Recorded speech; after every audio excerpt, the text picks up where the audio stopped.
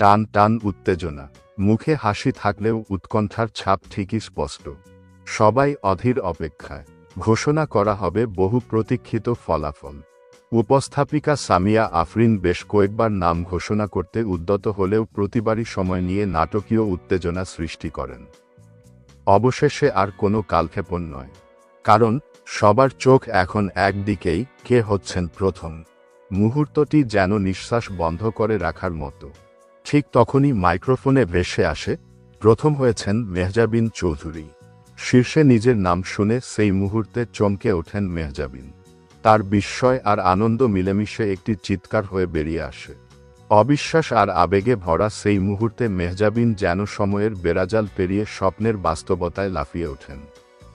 ১.৫ দশক আগের আজকের সেই মাহেন্দ্রক্ষণকে স্মরণ করে মেহজাবিন নিজের ফেসবুকে ভিডিও শেয়ার করেছেন। লিখেছেন, ঠিক ১৫ বছর আগে এই দিনটিই আমার পুরো জীবন বদলে দিয়েছিল।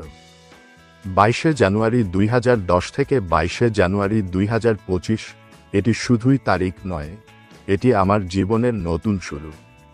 সুন্দরী প্রতিযোগিতায় সেরা হওয়ার পর মেহজাবিন ফিরে যান নিজের চট্টগ্রামের বাড়িতে।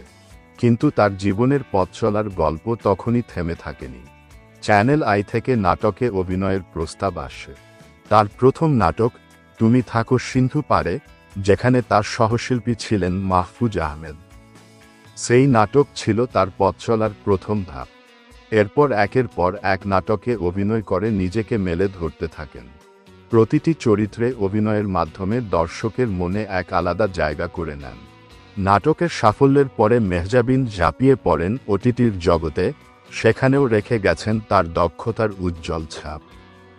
আর সিনেমায় পা রাখার খবরটি ছিল তার ভক্তদের জন্য আরেকটি চমক। প্রথম সিনেমা সাবা প্রিমিয়ার হয় টরন্টো উৎসবে, আর দ্বিতীয় সিনেমা প্রিয় মালতী দিয়ে মেহজাবিন আসেন বড় পর্দায়।